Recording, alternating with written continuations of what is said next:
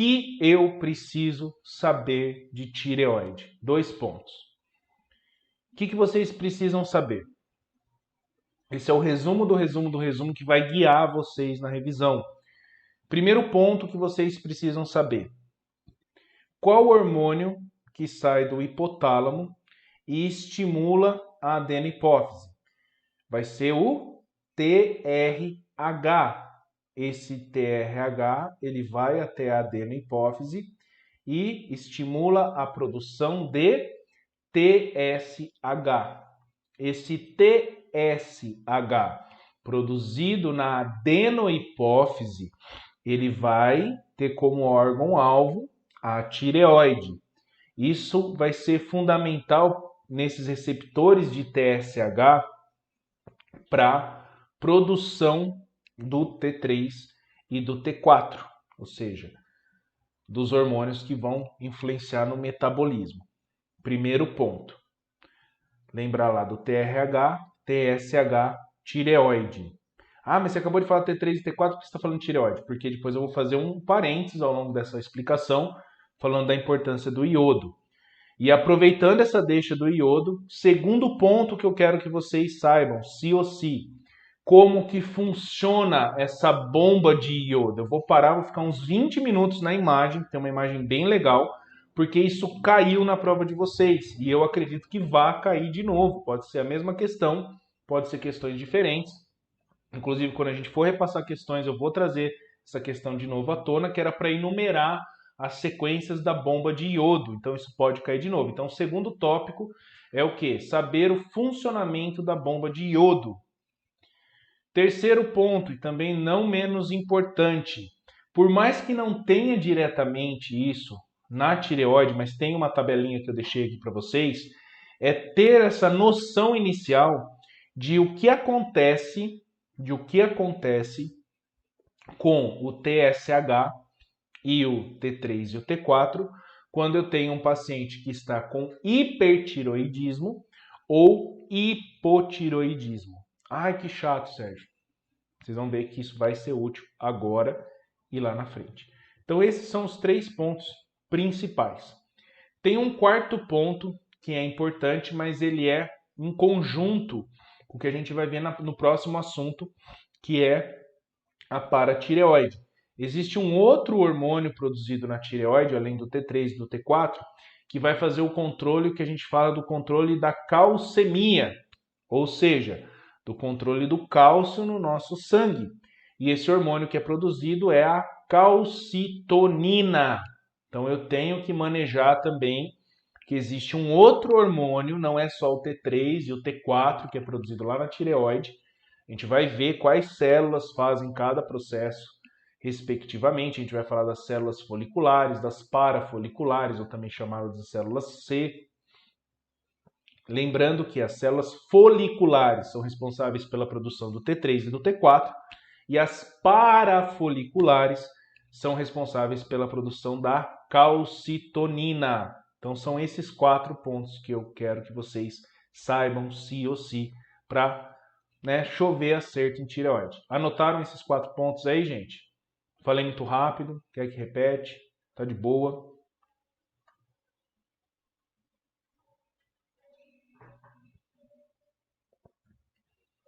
Melhorou? Anotaram isso?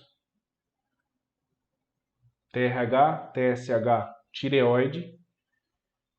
Saber a respeito da bomba de iodo, hipo e hipertiroidismo, e também a respeito do controle do cálcio por influência da calcitonina. A gente vai falar também do PTH, mas o PTH não é produzido na tireoide, é na paratireoide. Faz esse checklist que vai ser sucesso. Beleza? Vamos seguir aqui. E olha aqui, ó, o primeiro tópico que eu falei para vocês destacarem. Por quê? Porque isso vai cair de alguma forma. E às vezes a gente acaba se perdendo. Por quê? Porque só tá as siglas. E a gente decorou essas siglas, não imaginou na nossa cabeça. Uma coisa que eu faço muito, gente. E fica a dica para vocês. Quando tem muita sigla, muito hormônio, às vezes muita medicação, que atua num determinado órgão de uma forma, num outro órgão de outra forma, o que eu faço? Me ajuda, não sei se vai ajudar alguém. Eu monto como se fosse uma historinha, como eu fiz para vocês, do diretor, do gerente, que manda essa informação. Isso acaba facilitando, porque eu lembro da historinha, eu falo, o diretor é o hipotálamo vai produzir TRH, que é o hormônio liberador de TSH. Aonde? Lá na adenohipófise. Essa adenohipófise, que aqui só está como hipófise, mas é a adenohipófise, faz produção e secreção do TSH. Esse TSH vai até receptores lá na tireoide, que vai produzir o T4 e o T3. Um aumento desse T3 e T4, ele vai inibir a produção do TRH e do TSH. Uma diminuição vai aumentar, seria outra via aqui, né? Seria um feedback negativo aqui e um feedback positivo se eu tenho uma diminuição dessa tirosina, que é o T4, e o T3, que é tiiodotironina. O T3 e o T4, em valores normais ou acima, né, eles acabam o quê? Aumentando ou controlando, melhor dizendo, o nosso metabolismo. Então é o primeiro ponto que eu comentei com vocês. Sobre a parte estrutural, sobre a parte anatômica, não precisa ficar tão encanado. Uma coisa que é importante vocês destacarem, que eu tenho essas células C, que são também chamadas de células parafoliculares. Lembrar lá da histologia. Deixa eu ver se tem alguma imagem aqui, ó. Isso daqui é eu tenho todo um coloide aqui dentro e eu tenho toda essa cápsula, que são o quê? Revestidos por células cúbicas, que são essas células foliculares. Aqui que acontece a produção do T3 e T4, depois é despejado aqui no coloide. E eu tenho células parafoliculares, representadas aqui, ó, com esse desenho, que elas estão entre esses folículos da tireoide. Essas células C, ou também chamada de parafoliculares, elas produzem a calcitonina. Essa calcitonina vai fazer basicamente o quê? Em situações onde eu tenho muito cálcio no sangue, ele vai lá, tira esse cálcio do sangue e joga pro osso, diminuindo a quantidade de cálcio no sangue, ou seja, diminuindo essa calcemia no sangue. Outra coisa importantíssima, vamos destacar o que está importante no slide, depois eu vou complementando com o que é importante saber. Cuidado aqui que isso daqui também já foi questão de prova. E a galera se perde. A galera confunde. Isso é normal, gente. É muito conteúdo, mas vocês não vão se confundir. Lembrem, ó, o número maior tem em maior quantidade. Então, T4 vai ser produzido em maior quantidade. Mais de 90%. O slide está trazendo aqui para a gente 93%. Não importa, vai ter em maior quantidade. Eu não acredito que elas vão cobrar porcentagem disso. Mas saber, né, tem o T4, T3, como que eu vou decorar isso? Lembra, número maior tem maior quantidade. Acabou, você já vai saber que tem mais T4 que T3.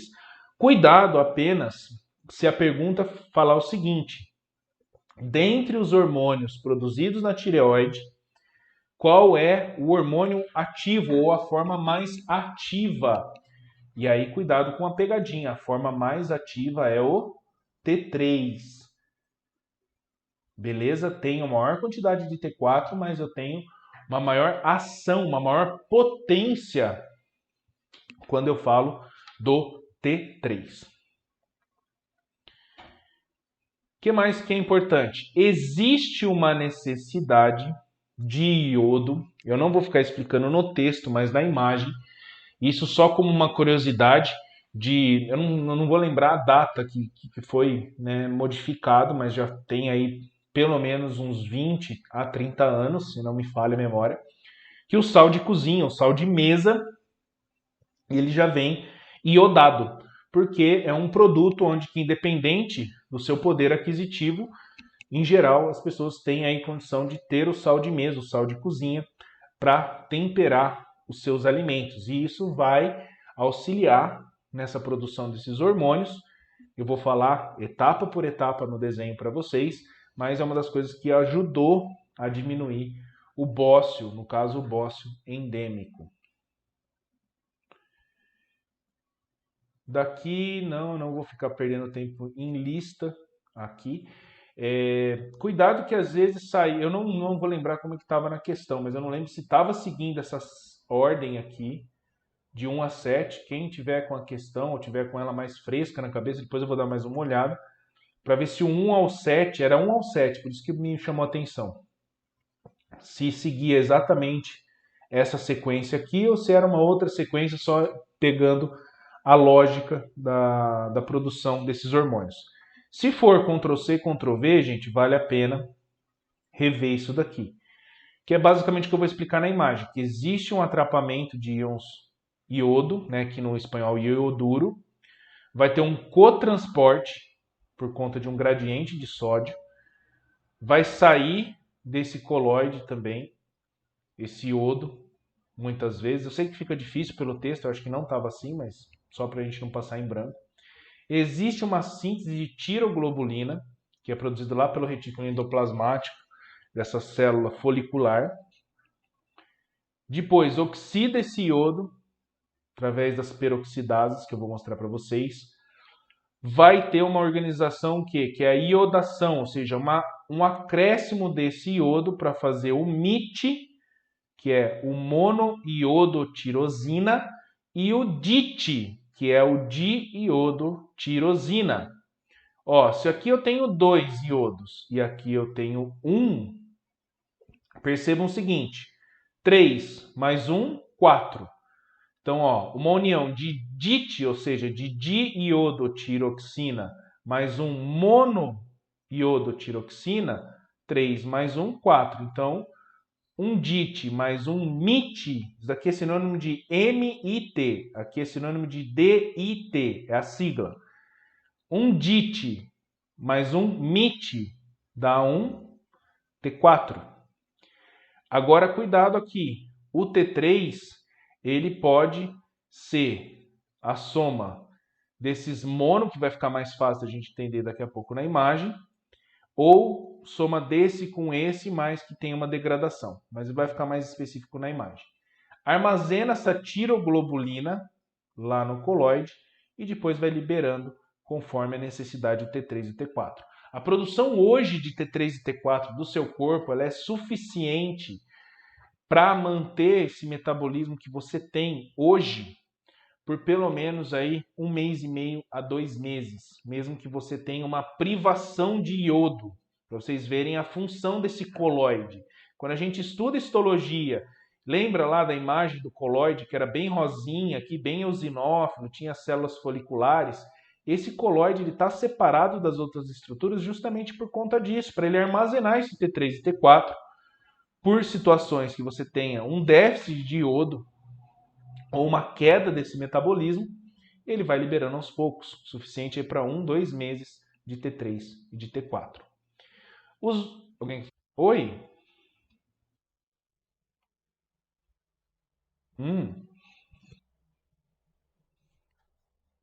Isso. Isso, DIT mais DIT, perdão. É que eu falei 3, perdão, ó. DIT mais DIT, que é 2 mais 2, né? Olha eu, matemática doida. Tá certo. DIT mais DIT, 2 mais 2, 4. Eu pus 2 mais 1, dá 4, olha só. DIT mais DIT. Obrigado. Foi a Valesca que falou? Isso, Valesca. Obrigado. Eu fiz a conta errada aqui, ó. DIT mais DIT, 2 mais 2, 4. Olha eu fazendo a conta errada. DIT mais MIT, 2 mais 1. Agora sim, obrigado. Viajei na maionese aqui falando. DIT mais MIT dá o T3. Anotaram aí? Obrigado, Valesca. Eu não sei o que me deu na cabeça aqui falar isso, mas isso dá T4. 2 mais 1, 3. DIT mais MIT, T3. DIT mais DIT, 2 mais 2, T4. Belezinha? Corrigindo aí. Obrigado, Valesca. Desculpa aí. Acabei falando mais rápido do que eu pensei.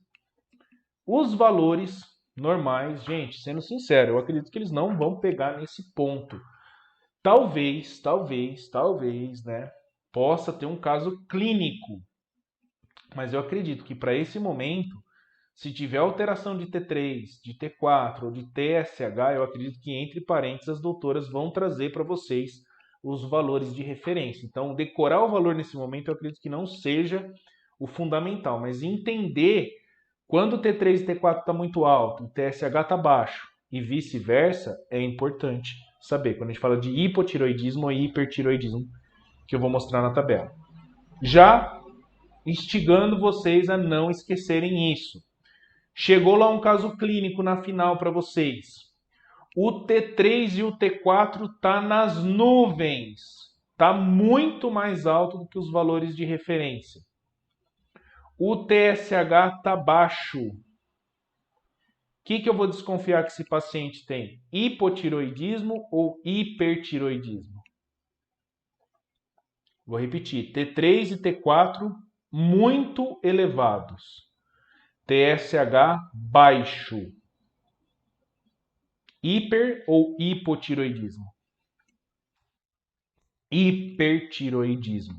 A nossa referência para falar muito ou pouco, de forma geral, é o T3 e o T4, gente. E aí vocês vão ver, depois tem algumas outras subclassificações que dá uma equilibrada nisso, dá uma modificada. Mas no geral é basicamente isso. T3 e T4, muito aumentado, o TSH vai estar diminuído. Hipertiroidismo. Hipotiroidismo. Vai ter uma situação inversa. Eu tenho T3 e T4 muito baixos e um TSH elevado. Por quê? Se tem muito pouco disso, vem um feedback aqui positivo para liberar mais TSH e TRH e TSH para hiperestimular a tireoide. Beleza? Não precisa decorar, entendam. Se eu tenho muito do T3 e do T4, ele vai dar um feedback o quê? Negativo. Tem muito T3 e T4, vai dar o feedback para produzir menos isso. Então, muito T3 e T4 geralmente vai ser o quê? Hipertiroidismo, e ele está deixando a quantidade de TSH baixa. Belezinha, gente? Não decorem, entendam isso que é importante. A maior parte de T4 é convertida em T3, isso sim ou sim vocês precisam saber. Lembrar que por mais que tenham mais T4, a parte ativa é o T3. Existe também um metabolismo no fígado e no rim. A gente não vai se ater tanto a esse metabolismo no fígado e no rim quando eu falo de T3 e T4, mas eu quero salientar algumas coisas quando a gente for falar da formação da vitamina D ativa, que vai ser lá no finalzinho da aula. Por quê, gente? Porque aí vai ser lá da paratireoide, influência do PTH, só fazendo um adendo. Porque eu vi que as doutoras pararam por algum momento, em alguns momentos lá nas questões, e perguntaram a respeito de algumas fases ou algumas sequências da metabolização da vitamina D. Só fazendo um adendo. E quando chega nas células diana, que são células alvo no português, eu tenho que elas vão se unir a receptores de membrana e também existem, em receptores, perdão, não são receptores de membrana, mas depois da produção do T3 e T4, são receptores dentro da célula, ou seja, nucleares, que vão aumentar a produção de RNA mensageiro para depois fazer síntese proteica na tradução, perdão. Aqui só a sequência dessa liberação. Quando eu tenho depois produzido o T3 e T4, sai do coloide, passa pelas células foliculares e depois passa para a corrente sanguínea. Da mesma forma que para produzir esse T3 e T4 armazenado aqui, existe a sensibilização do TSH, que depende do iodo, eu vou falar da bomba de iodo daqui a pouco, depois isso é armazenado no coloide. Essa imagem aqui, ela é legal, gente, mas eu acho que ela tem muita informação. Então aqui eu vou pincelar a ideia com vocês. Eu quero explicar nessa imagem aqui. Então, estão com café aí, então dá aquela estralada no pescoço e vem comigo. Aqui eu vou pincelar a ideia, porque aqui está mais esquemático. Aqui está mais fácil da gente entender, porque tem outros desenhinhos aqui. Então, olha só que interessante. Eu tenho receptores para esse TSH, que eles vão depois ser ativados pelo AMP cíclico, tem uma ativação enzimática. Existe modificações da tirosina para tiroglobulina, por influência também do iodo. Esse iodo entra para a célula folicular porque tem uma bomba de iodo aqui, e por esse momento eu só quero que vocês iniciem essa ideia que essa bomba de iodo ela vai estar aqui, da mesma forma que, ó, olha essa imagem aqui, ó. Isso daqui é uma bomba de iodo, aqui está mais fácil de entender. E através dessa estimulação que acontece do TSH dependente do iodo, aqui é um geralzão, tá, gente? Eu não vou explicar passo a passo, quero que vocês se familiarizem. Olha só, a tiroglobulina, ela vai atuar, mas ela vai também vai precisar dessa utilização desse iodeto, ou seja, desses dois íons que se uniram através de uma oxidação para formar o quê? Eu tenho a tiroglobulina e aí eu faço a junção da parte que é tirosil mais o iodo. Quando eu junto apenas um desse carinha aqui, é monoiodo, então é o MIT. Quando eu junto dois carinhas desse daqui, ou seja, dois iodos, eu vou formar um DIT. E aí olha só que legal, tudo isso vai ficar espalhado juntamente com já alguns T3 e T4 que estão se formando. Por quê? Lembra, ó, DIT mais DIT, 2 mais 2, forma o T4. Um MIT com um DIT, 1 mais 2, 3, forma um T3. E ficam dispersos dentro do coloide. Conforme nós precisamos da utilização desse T3 e desse T4, a tiroglobulina, olha só, a mesma que auxiliou nessa formação do MIT e do DIT, ela também vai servir, que é o TG aqui, que é a tiroglobulina, para transportar esses elementos. Vai transportar MIT, vai transportar DIT e também vai transportar T3 e T4. Por quê, Sérgio? Porque nem sempre todo T3 e T4 é convertido 100% aqui. Ele pode ser formado T3 e T4 aqui na célula folicular e não no coloide. A maior parte é feito aqui, mas pode ser feito aqui também. É transportado todos esses elementos, o MIT, o DIT, o T3 e o T4, porém, o que vai cair na corrente sanguínea, ou seja, que é permeável a essa membrana e depois cai no endotélio, ou seja, na corrente sanguínea, é o T3 e é o T4. Deu para ter uma ideia geral, eu não foquei na bomba de iodo, gente, mas relembrar os caminhos e como que forma esse T3 e esse T4, o geral, a bomba de iodo eu vou moer aqui. O geralzão deu para pegar? Sim, não? Deixa eu ver se mandaram alguma coisa no chat.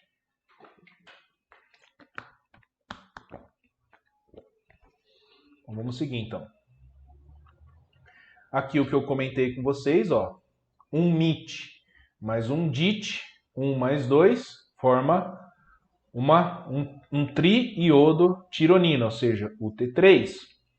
2 DITs, ou seja, 2 mais 2, 4, eu formo o T4, que é a tetraiodotironina, ou também mais conhecida como tiroxina. Agora, sebo nas canelas para a gente entender um pouquinho dessa bomba de iodo. Percebam, vamos ver se vocês estão espertos. O que tem de diferente nessa imagem que não tem na outra? Quer dizer, o que não tem nessa que tem na outra, perdão. O que está faltando nessa imagem? Que não foi colocado de propósito para não ficar mais poluída essa imagem. O que está faltando aí? O que estaria faltando?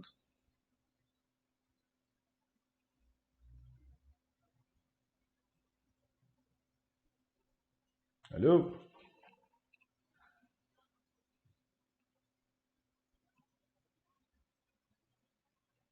Alô, alô? Todo mundo saiu correndo? Falem comigo.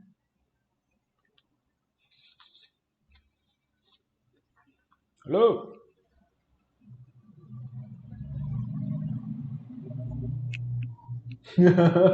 Não, mas fala que não sabe, não tem problema. O importante é tiver uma pessoa ou outra sempre interagindo, eu fico contente que eu não me sinto tão sozinho aqui, me sinto mais próximo de vocês.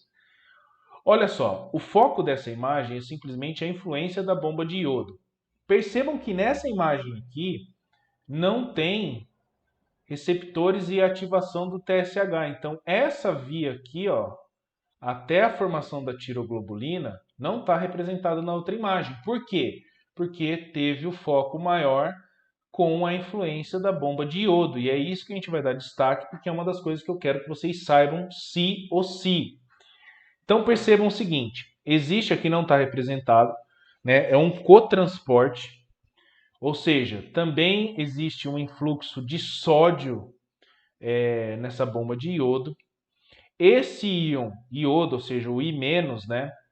Ele chega nesse cotransporte aqui através da bomba de iodo e para que seja formado e secretado essa tiroglobulina precisa que aconteça uma desiodização, ou seja, uma modificação. Eu preciso decorar o que é isso quimicamente, Sérgio? Não.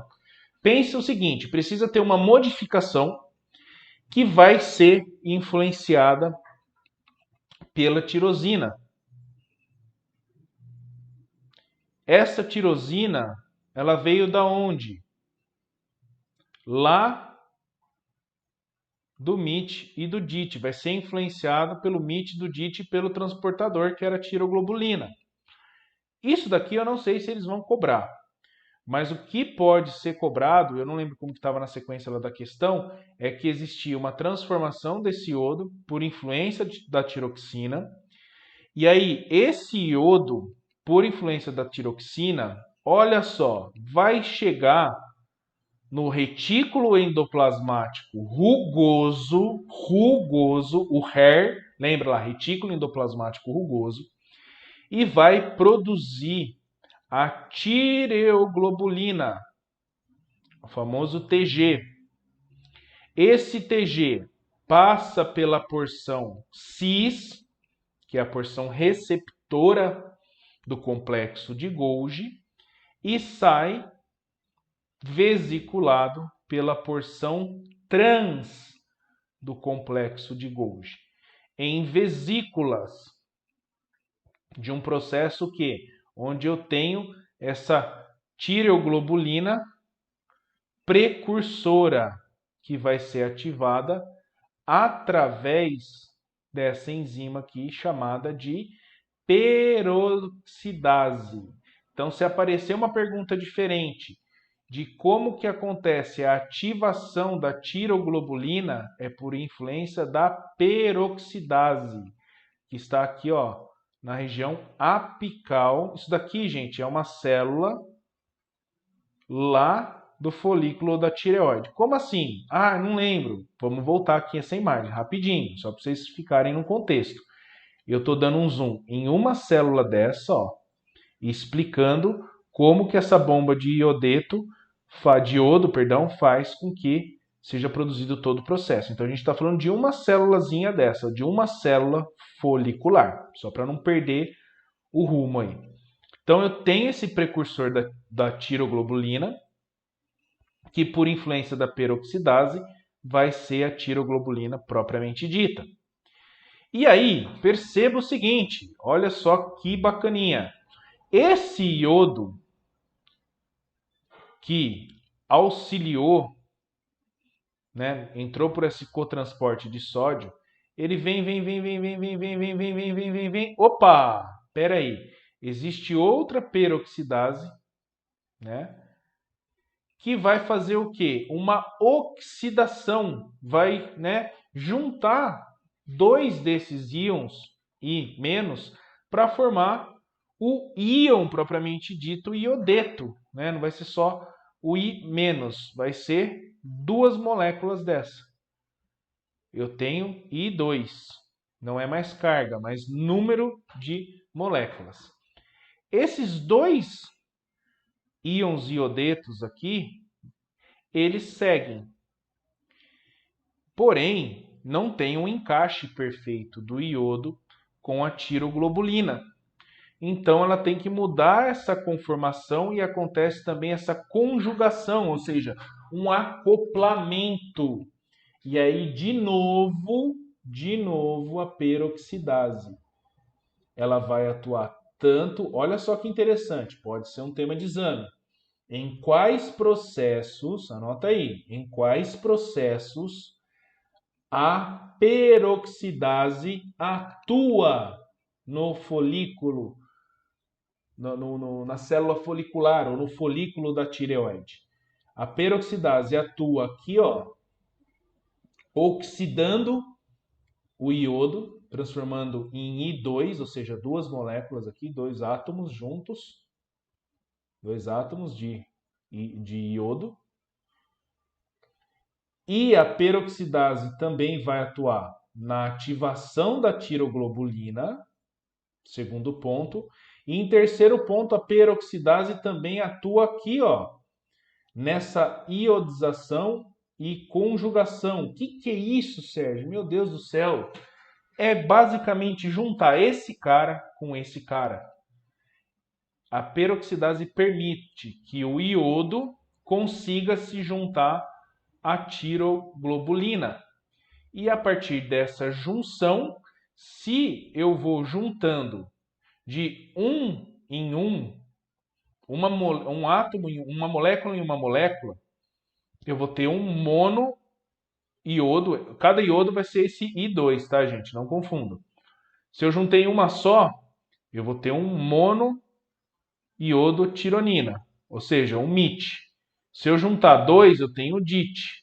E aí, se eu tiver dois DITs juntos, eu vou ter o T4. Um DIT mais um MIT, ó, que está aqui, o que está aqui. Eu formo o T3.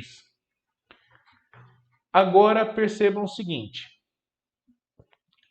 Alguém consegue me explicar por que, então, que o iodo é tão importante para a formação desses hormônios? Alguém conseguiu entender ou por que o iodo faz parte? Ou melhorando a pergunta, tem como formar T3 e T4 sem o iodo? E por quê?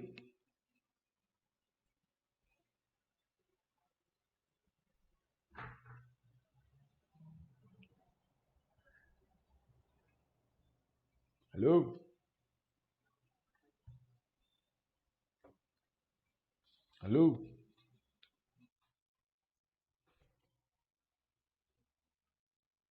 Tá, então vamos de novo, ó. O iodo, ele tem que entrar. Ele entra junto com o sódio.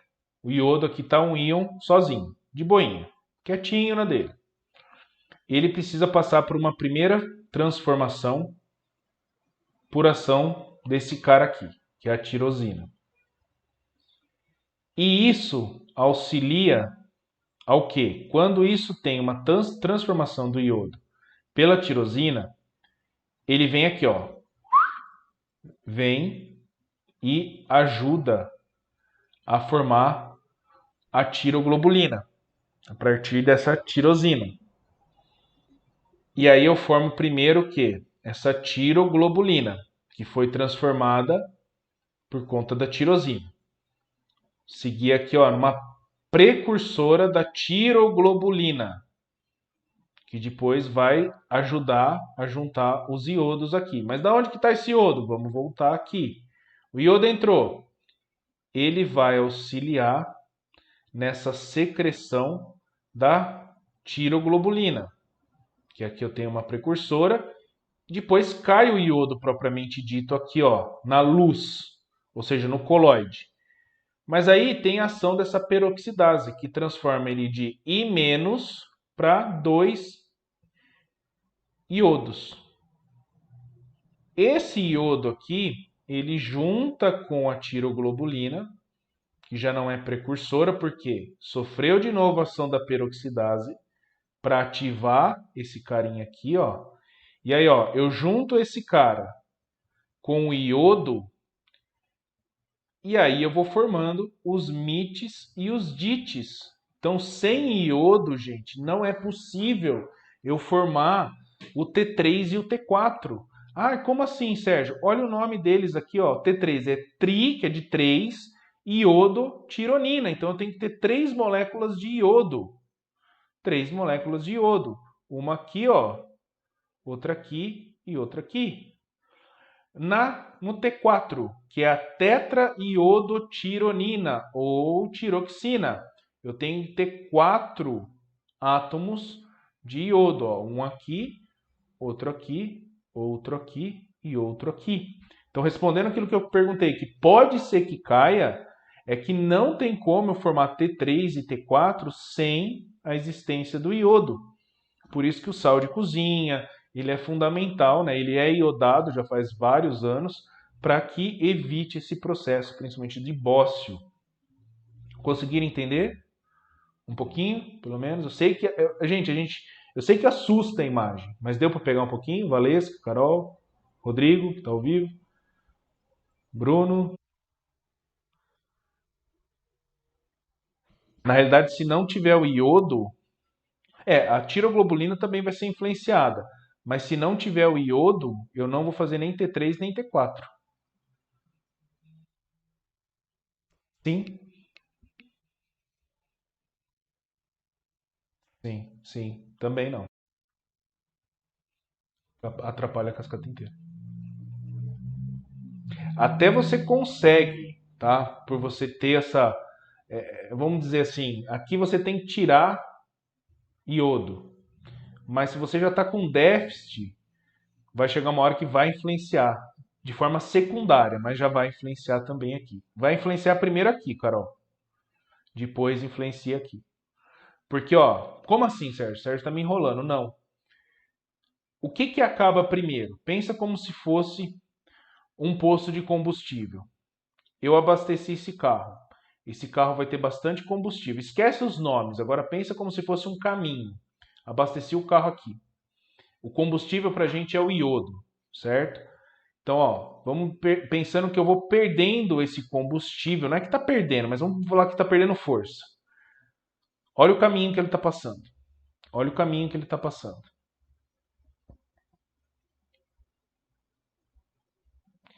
Aqui, percebam que já passou um caminho gigantesco até chegar aqui. Para começar a afetar aqui, Carol, é porque já afetou aqui já faz tempo. Lembra que eu falei de quase 2 meses de iodo que você tem? De iodo não, de T3 e T4 que você tem? Olha só, o T3 e o T4 aqui, ó. Eles vão perder iodo para tentar continuar esse ciclo e alimentar tanto aqui quanto aqui. Se cessar aqui, afeta aqui já primeiramente e logo na sequência vai afetar aqui. Mas se afetou aqui é porque já não tenho mais MIT, não tenho mais DIT, não tenho mais T3, não tenho mais T4, ferrou, para não falar outra coisa. Entendeu? Afeta os dois sim. Assusta essa imagem. Eu sei porque quando eu vi a primeira vez, essa imagem é do Guyton, tá? Se eu não me engano. Eu falei, meu pai do céu! E a doutora falando assim 1 milhão de vezes que era importante a bomba de iodo que ia cair na prova e caiu essa questão. Acho que foi a mesma questão que caiu para vocês na minha final. E eu falei, meu Deus do céu! Mas depois que você olha, montem histórias, gente. Eu não falei do tanque de combustível. Ah, mas não vai cair tanque de combustível, gente. Eu sei, a gente precisa saber dos nomes, como eu fui explicando aqui. Mas facilita montar historinha. Eu monto muito historinha, porque assim, coisas que eu sei que eu não vou, vai ter aplicabilidade clínica, mas eu preciso saber para a prova, eu monto uma história. Dali 2 dias eu vou esquecer, mas pelo menos para a prova eu vou ter aquela historinha do carro, ou do diretor, ou o que for. Tudo bem, gente? Eu sei que é confusa essa parte, mas deu para ter uma noção, ó, o caminho que o iodo faz, ele tem que sofrer essa oxidação pela peroxidase para se transformar em I2. Ele vai juntar com a tiroglobulina. Opa, da onde que veio essa tiroglobulina? Vamos voltar aqui, ó. Da tirosina, que foi da degradação do MIT e do DIT, que também vai influenciar aqui em cima. Essa tirosina depois vai passar por um processo de produção no retículo endoplasmático, depois vesícula, aqui a cara que recebe é a cara cis, aqui a cara que libera é a cara trans. Essas vesículas de precursor de tiroglobulina, que vai, opa, cheguei no coloide, mas aqui eu tenho um precursor, eu tenho que ativar esse cara. Quem que atua de novo? Olha ele aqui de novo, a peroxidase. Peroxidase transformou o iodo aqui em cima, ativou a tiroglobulina e não só isso, vem aqui e ajuda esses dois caras da mão. Porque ela ajudou a produzir esse, ajudou a ativar esse. Cuidado, ó, ela já está produzida, ela só não está ativada. E ainda por cima ajuda a juntar o iodo com a tiroglobulina, fazendo essa formação desses hormônios tireoides, principalmente o MIT e o DIT, que aí vão ser transportados também pela tiroglobulina, todos esses aqui, para dentro de novo do folículo. Eles vão estar dentro dessas gotículas de coloide. Esse líquido aqui, meio como se fosse um gel, ele não é aí à toa, para facilitar esse processo que é chamado de pinocitose, que é a fagocitose que eu tenho para determinadas substâncias, no caso, que é utilizado na tireoide. Vem aqui e aí eu consigo fazer essa liberação de T3 e T4. Olha só, esse T3 e T4, ele vai para a corrente sanguínea. Olha o porquê que a tiroglobulina levou. Aqui não está mostrando só a conversão, né? A soma deles, do DIT com DIT, MIT com DIT, mas alguns desses MITs e DITs vão voltar de novo para o ciclo para fazer esse controle. Carol, galera, percebam o seguinte. Estão vendo que essa seta aqui, ó, que vai para a tirosina e vai para o iodo, ela depende diretamente desse cara aqui? Eu dependo que isso daqui aconteça para que essa seta aconteça. Nesse momento, eu congelei o processo. Eu não estou falando que está faltando faz 1 mês ou 2 meses iodo. O processo está torando, está acontecendo. Eu fui lá e tirei uma foto. Isso daqui, independente da entrada de iodo, não deixa o ciclo continuar? Porque não vai, eu não posso tirar iodo daqui também? Para independente de eu estar ingerindo iodo, vamos supor, ó, não comi sal hoje, não comi nada que tem iodo hoje, nem amanhã, nem depois, nem daqui 1 semana, sei lá, fiz um jejum intermitente boladão aqui, fiquei 1 semana sem comer. Em 1 semana eu vou desenvolver bócio?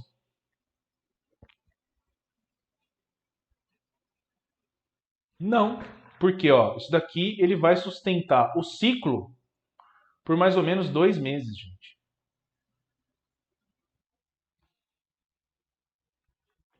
Ah,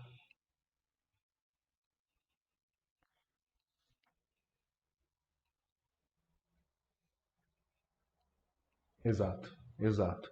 É que assim, não, mas é que a imagem ela assusta, gente. Eu sei porque a primeira vez que eu vi essa imagem que eu quis chorar. Eu quis chorar. Eu falei, nunca na vida que eu vou entender isso daqui. E se você vai fazendo essa sequência, como a Carol falou, de seguindo as setas, vai por partes. Você quer começar aqui? Começa. Começa pela bomba de iodo, de iodeto, né? Sem problema. E vai vendo o caminho que ela segue. De todas as formações. Só não se perca nos processos que acontecem ao mesmo tempo. E também perceber que essa tiroglobulina, que está transportando tudo isso daqui, o MIT, o DIT, o T3 e o T4, libera T3 e T4 para a corrente sanguínea e libera o MIT e o DIT para retomar o ciclo, independente se o iodo está entrando ou não, como eu dei o exemplo desse jejum intermitente ou uma diminuição do aporte de iodo. Vai segurar aí de boa, tranquilamente, uns 2 meses. Oi? aumento dessas células e aí ele vai aumentando e a tireoide vai aumentando de tamanho.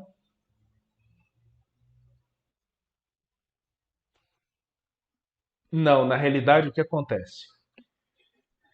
Ótima pergunta que você fez. Vamos pensar no caso da patologia. Se eu tenho esse bócio endêmico, que seria por uma diminuição do aporte do iodo, né? Ou seja, esse ciclo aqui vai perder tanto aqui, quanto aqui, quanto aqui. Vamos pensar o seguinte: vai estar muito baixa essa produção. A gente vai estar querendo reabsorver, reabsorver, reabsorver, reabsorver. Não está dando conta. O corpo, ele não entende diretamente que você não está consumindo o iodo. Ele não está pensando assim, nossa, olha, a Valesca não está consumindo o iodo, olha, o Sérgio não está consumindo o iodo. Não, o que, que ele vai pensar? Ele fala assim, poxa, essa célula não está conseguindo fazer todos esses processos metabólicos de forma adequada. Quando uma célula não está fazendo essas tarefas adequadas, tem duas vias, se a gente lembrar lá da biologia, que modificam essa célula. Quais são essas duas vias? Vocês lembram? Eu posso ter a morte celular programada, que é a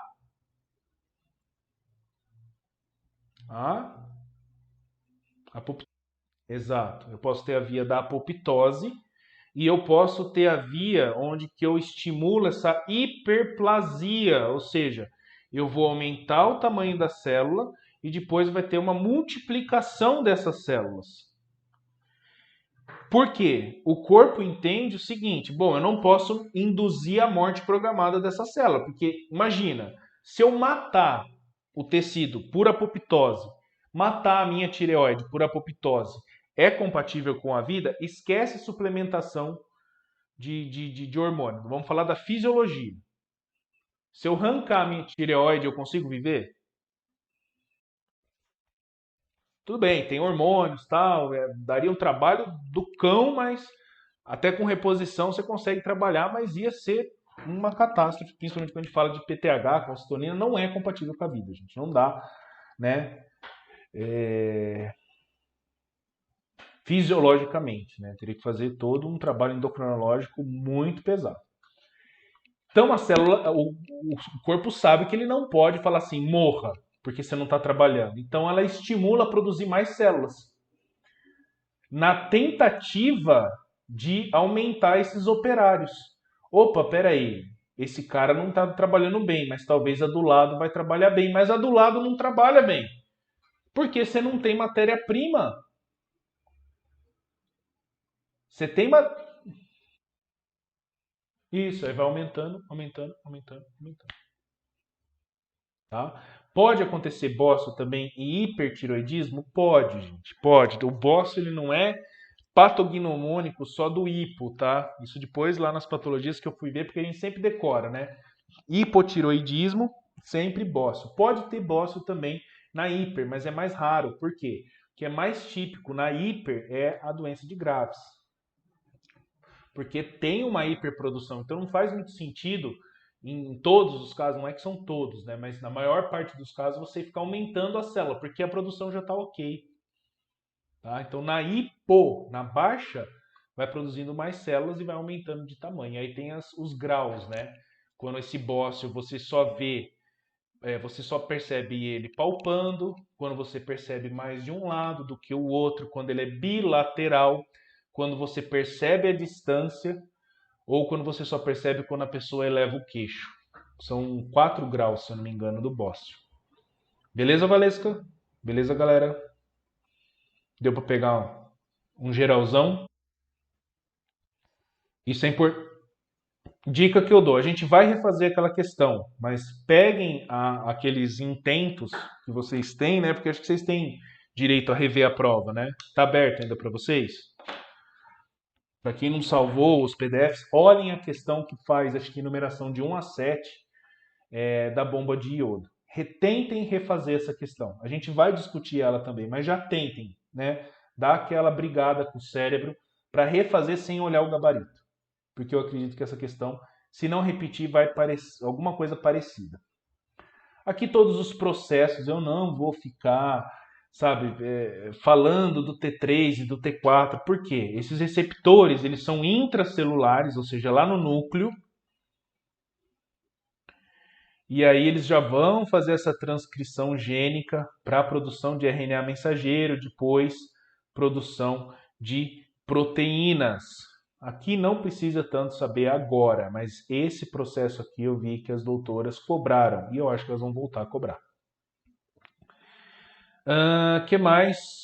De tudo isso, gente, de tudo isso, desses efeitos do T3 e do T4, beleza, aumenta a síntese proteica, síntese de enzima, auxilia a bomba sódio-potássio, tudo que está aqui. Mas o que eu quero que vocês gravem, que tudo isso vai aumentar o metabolismo basal. E aí eu volto lá em biologia e biofísica. O que é metabolismo basal?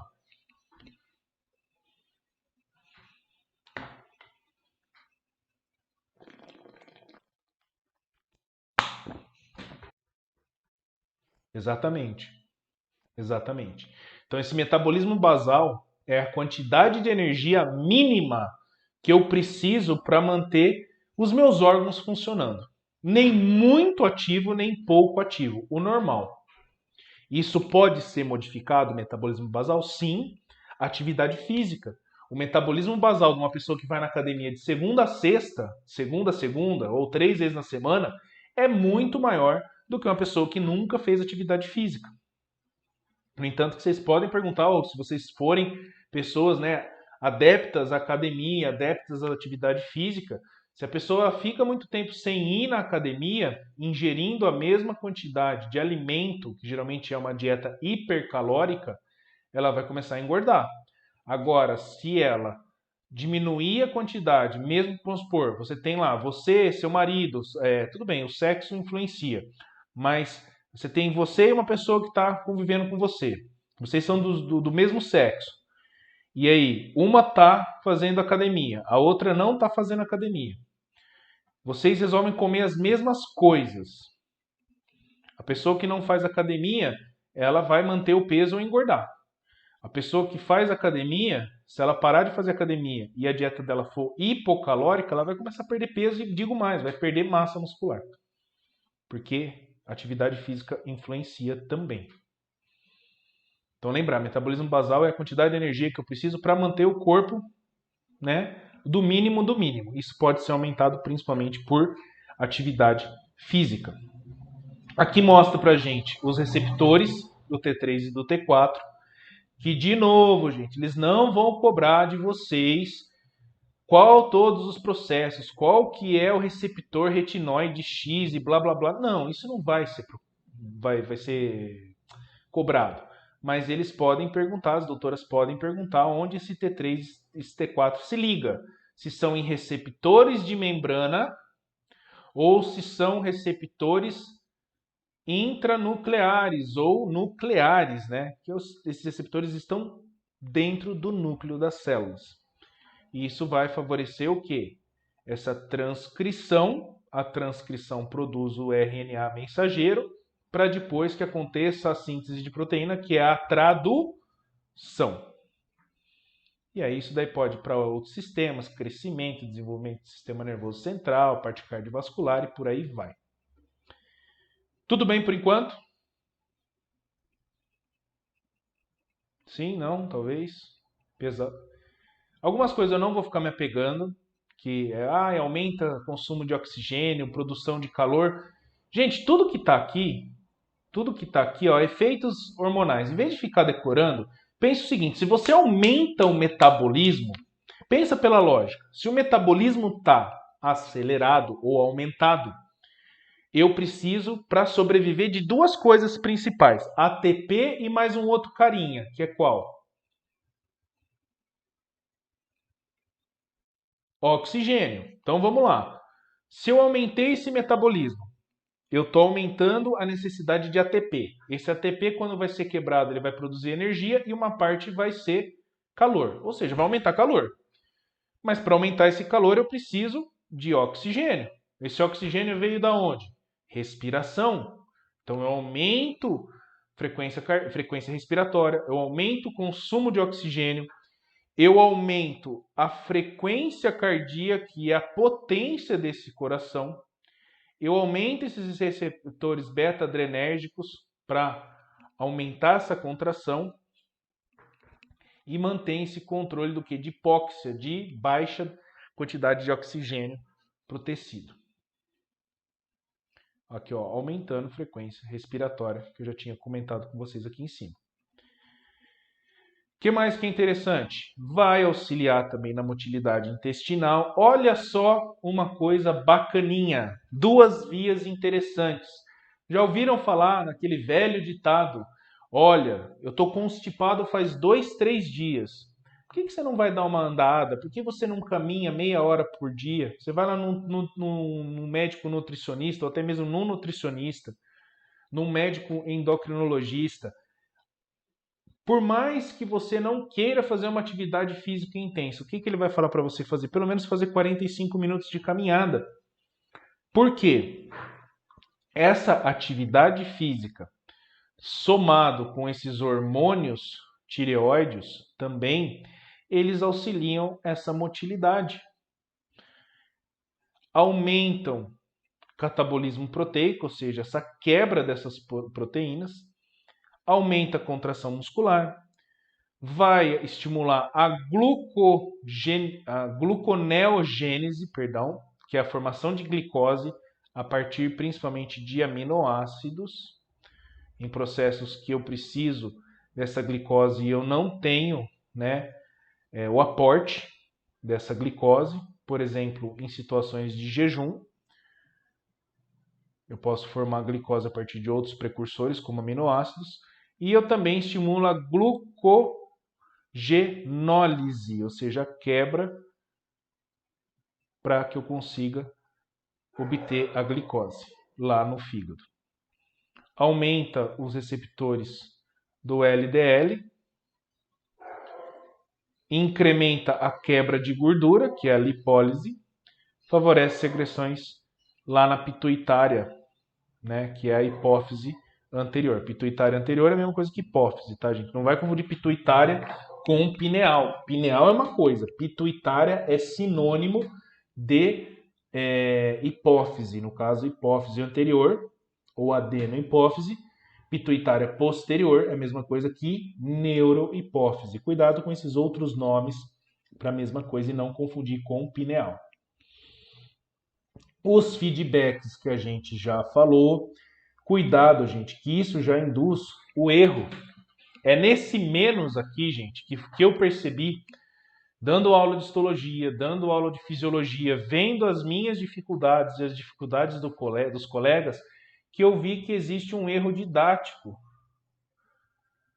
que é nesse tipo de esquema de sempre ter um feedback negativo, e 90%, 95% das imagens vocês vão ver assim, menos e menos, que a gente grava erroneamente que diminuiu o T3 e T4, eu vou ter menos FSH.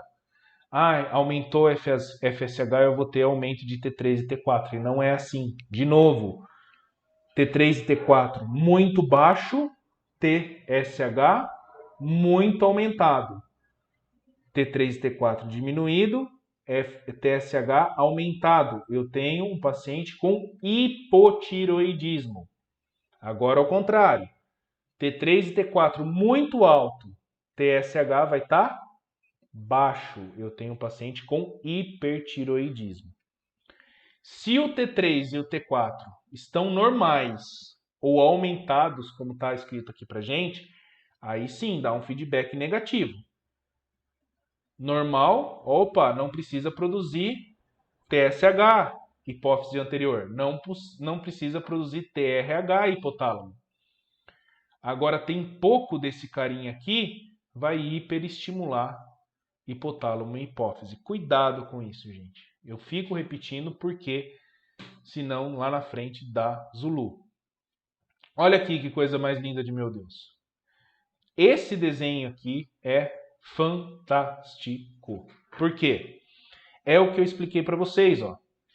Tem uma grande quantidade de T3 e T4. O paciente está com hipertiroidismo. Se tem muito T3 e T4 sendo produzido, o que acontece? Vem a nível de hipófise, vem a nível de hipotálamo e dá um feedback negativo. Esse feedback negativo, ele é o quê? Para diminuir TRH e TSH.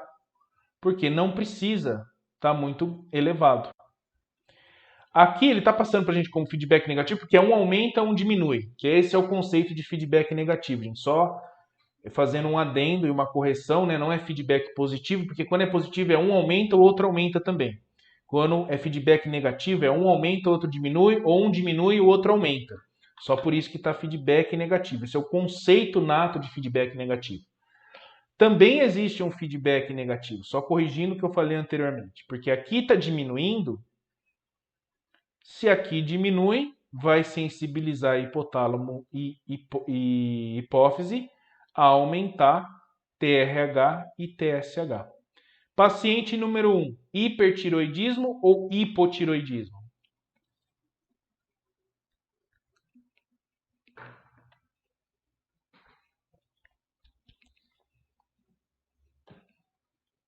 Hiper ou hipo? Vamos pensar que isso daqui é um paciente hiper. Sempre eu vou olhar primeiro para falar hiper ou hipo, inicialmente, no T3 e no T4. E no 2, eu tenho hipotiroidismo. Ah, que chato, Sérgio, está sendo muito repetitivo. Depois que passar a final, depois que começar o ano que vem, vocês me falam se eu fui repetitivo. Assim, isso daqui ajuda demais, gente, demais. E olha aqui o exemplo. Quando eu falo de um hipertiroidismo, que eu peguei aqui, ó. O que pode acontecer, tá, gente? Pode ter alguns outros que é o secundário, mas vamos fixar aqui, ó, nesses 4 primeiros. Quando eu falo de hiper... Aqui eu só peguei um, acho que eu não pus de hipo. Ah, tem de hipo aqui também. Ó, hipertiroidismo. T3 e T4 livres, lá nas nuvens. TSH diminuído. Por quê? Ó, aumentado, diminuído, deu um feedback negativo para não produzir mais esses caras aqui, TRH e TSH, que vai sensibilizar a tireoide a produzir mais ainda. Então, opa. Então, ó, T3 e T4 muito elevado, hipertiroidismo. Com o TSH já diminuído, eu falo que é um hipertiroidismo primário. Ou apenas uma inflamação dessa tireoide, que é uma tireoidites, tá? Eu posso ter uma outra situação que nem sempre esses dois carinhas vão estar aumentados. Eu posso ter aumentado o T3, que é a forma ativa, e ter um T4, esse símbolo aqui é de normalidade. Então eu posso ter um T3 elevado e um T4 livre normal. Pode ser um hipertiroidismo primário com esse T3 afetado. Pode ser um farmacológico, pode ser metabólico, pode ser várias origens que podem dar esse hipertiroidismo às custas do aumento do T3. Pode acontecer o inverso. O T3 está normal, ó, símbolo da normalidade, e o T4 aumentado, que aí só vai mudar o nome aqui, ó, vai ser um hipertiroidismo primário também, com essa afetação do T4. Agora aqui já é um pouquinho mais difícil. Por quê? Porque a partir desse momento aqui, gente, quando você pega um paciente, que pode acontecer, por isso que é importante você entender e saber o que você vai pedir para o seu paciente. Chega lá o Sérgio, vou fazer exame e o meu T3 sai normal, o meu T4 sai normal e o TSH sai normal. O que eu faço com esse paciente? Eu só falo assim, Sérgio, você tem hipertiroidismo subclínico. O que eu vou fazer com esse cara? Pela lógica. O que vocês acham? Não quero nome de medicação, não quero conduta. Quero saber o que eu posso pensar, com o que a gente sabe hoje, o que eu posso pedir para esse paciente.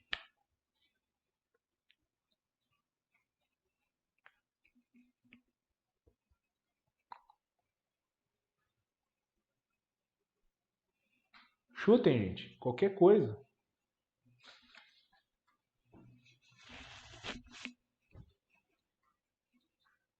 Força. O que eu vou pensar? T3 está normal, T4 está normal. Mas o TSH está diminuindo.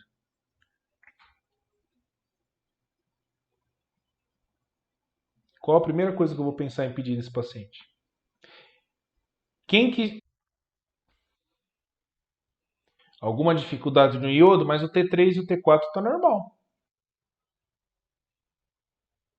O que eu posso pedir para esse cara aqui para investigar isso daqui?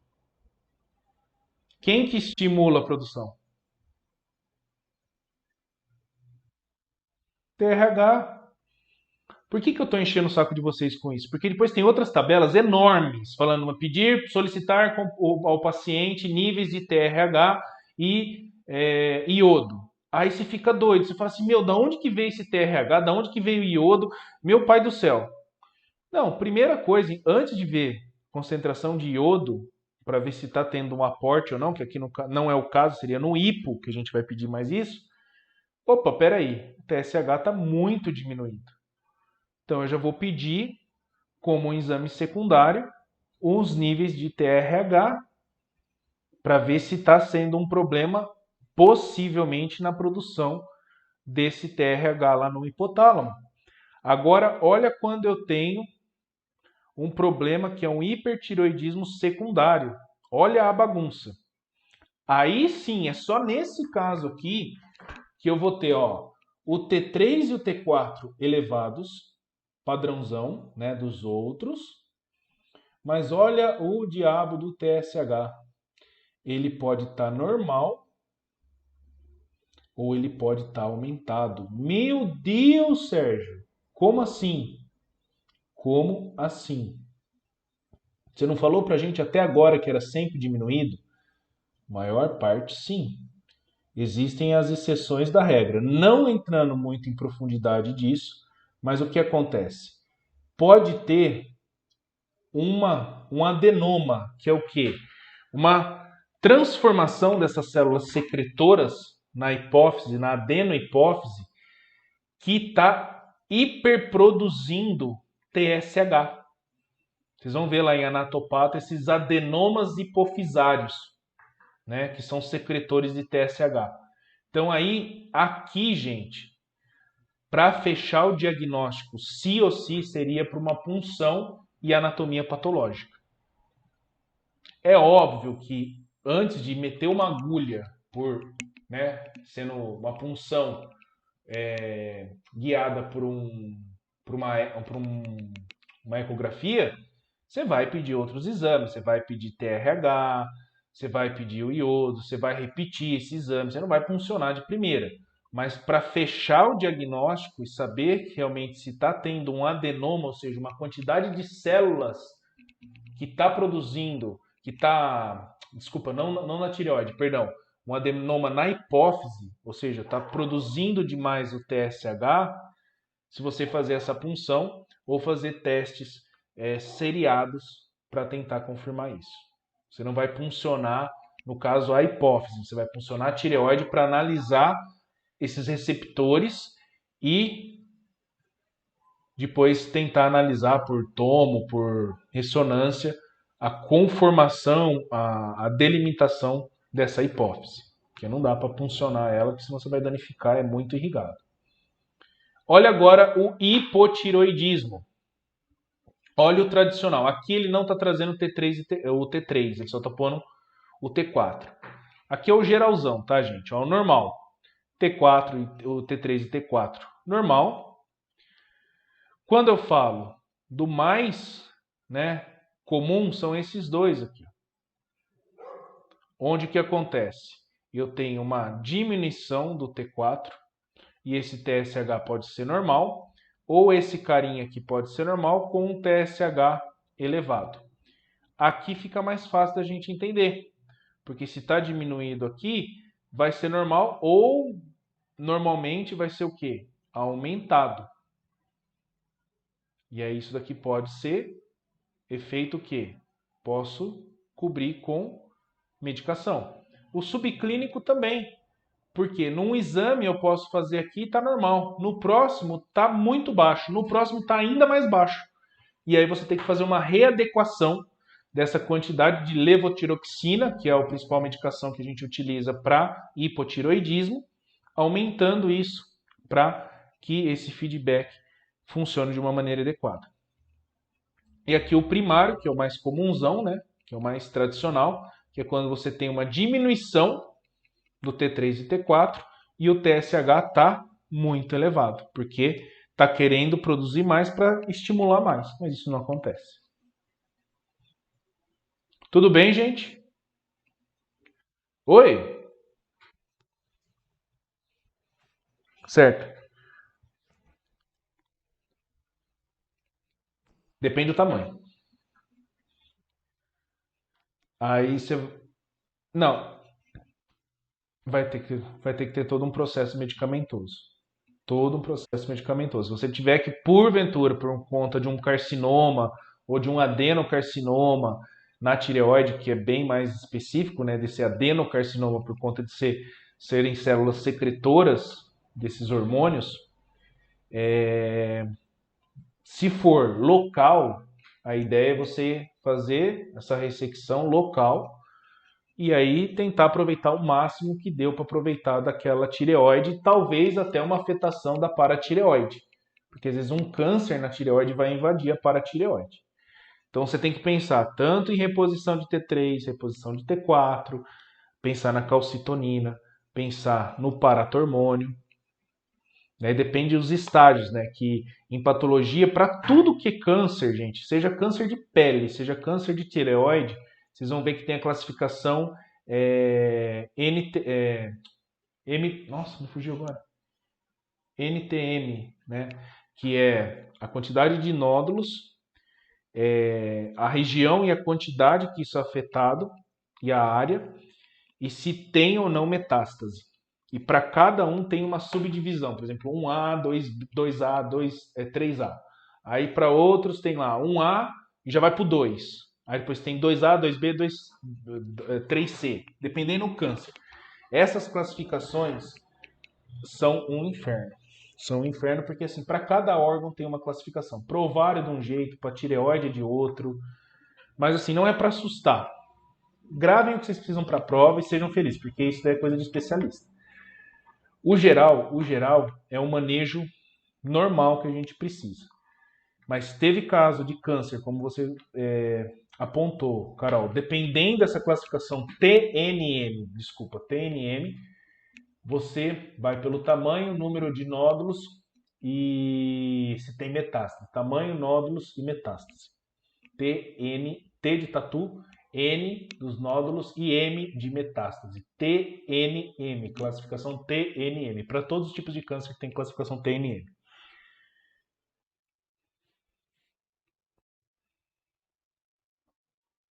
Sim.